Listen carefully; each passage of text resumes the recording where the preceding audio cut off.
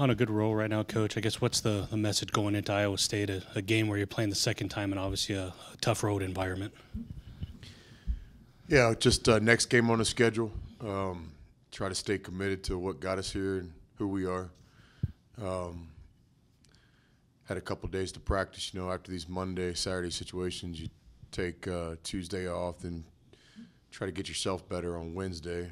And Thursday, we always try to start the scouting report. And then Friday, of course, is travel. But more than anything, just staying, committed to who we are in the day-to-day process.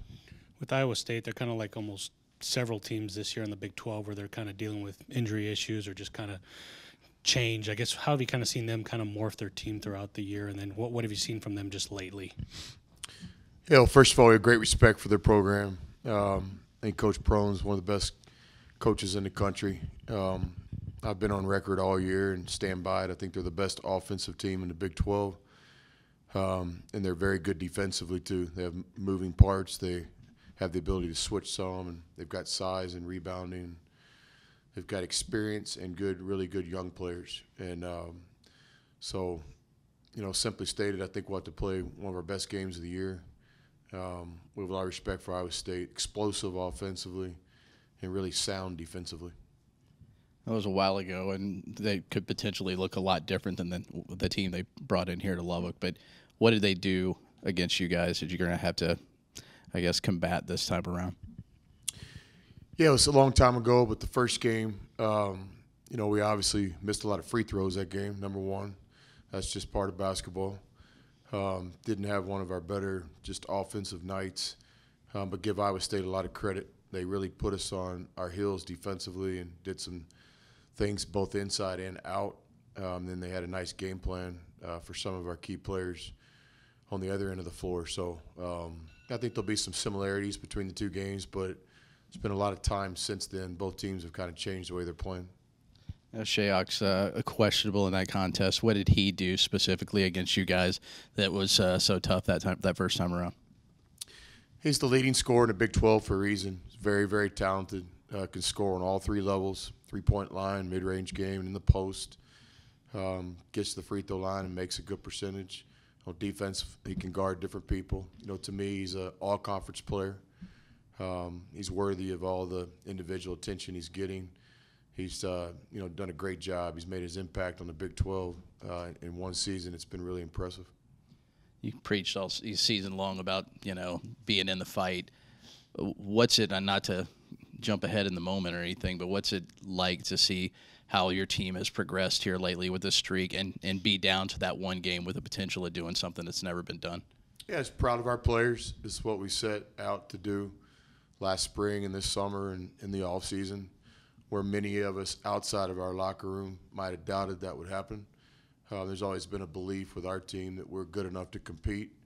And so we're excited about March and, being relative and all these games coming up. But I think above all, it just speaks a lot for our players that they had their own identity, their own vision, their own belief what we could do this year, and didn't really let outside voices in our locker room. Last one from me, Chris Level related. He posted something on Twitter yesterday about a potential tattoo. If that does come to fruition, would you be in the facility watching to make sure that he's getting a legitimate permanent tattoo? Yeah, not really on social media this time of year. So is Level saying he's getting one, or? Yeah, apparently, if everything falls right on Saturday, something along the words nasty, I think is what he confirmed. Yeah, I think it's time for Level to get some ink regardless of the outcome of the game. It's 2019. He's in a profession where it's pretty important that he, stays kind of young and hip and relates to people. And I would think with everything he does for Tech athletics, whether it be interviewing a football player or calling a basketball game, it would just give him a little bit more street cred, if he had some ink. So I support that. Any more questions before we go to Iowa?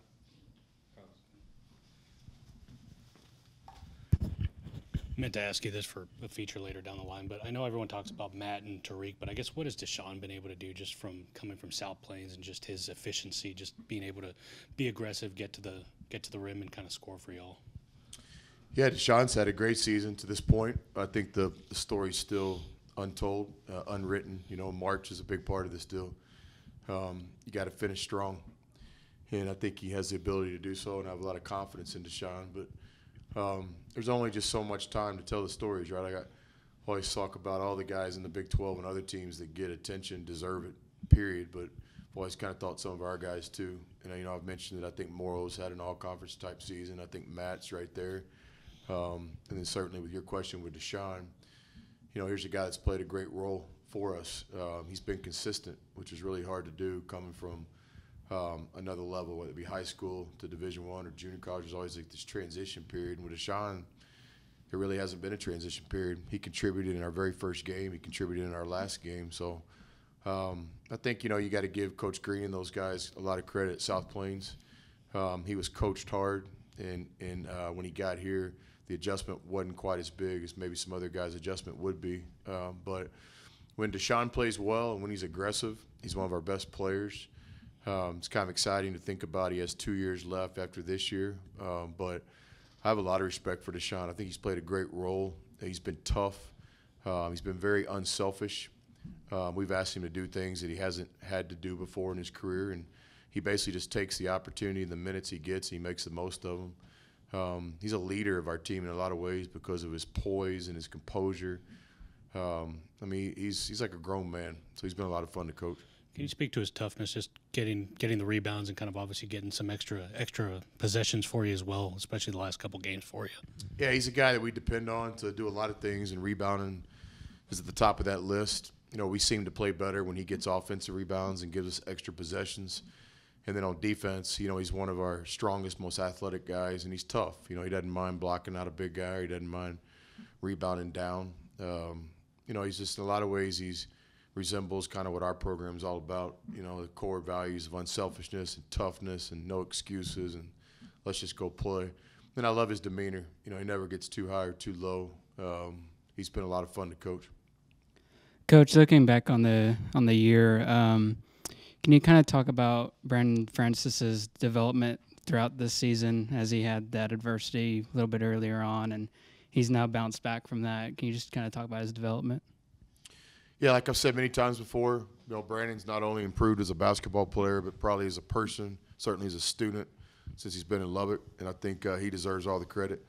The story was Brandon. You know, I think everybody gets opportunities in life. Some of us are blessed to get more, but I'm just convinced that the way this deal's set up, you know, that everybody gets a chance, and when Brandon got his, he made the most of it. So I think the story is really Brandon. Choosing to make these changes. And so he's been a lot of fun to coach. Coach, sometimes in these late in the season, conference tournaments, NCAA tournaments, some teams look for those one or two guys who in the clutch can come through for them, or if it's the overall depth of the team. For this year's Texas Tech team, are you looking from game to game who's the hot guy, who's the one or two guys who can, late in the game, you can turn to, or do you want your depth to be what shines through and wins you those games? Yeah, it's a good question. I think each team's different. You know, certainly in the past we wanted to get the ball to Keenan, regardless of kind of what was going on. But this year's team, a real identity of it is our depth. And so whether it come down to a last possession on defense or offense or a big possession, I have a lot of confidence in all of our players. But I really think the guys that are playing right now, this 8-man rotation, I would have no problem if any of these guys were in that situation where they had to make a play in March. That's really been our season all along. You know, it's been depth. It's been balance. It's been unselfishness. And so, you know, really, you know, we try to beat people by team. We don't have a plan to really beat you with individual parts, but we feel like when we play together as a team, we've got a chance.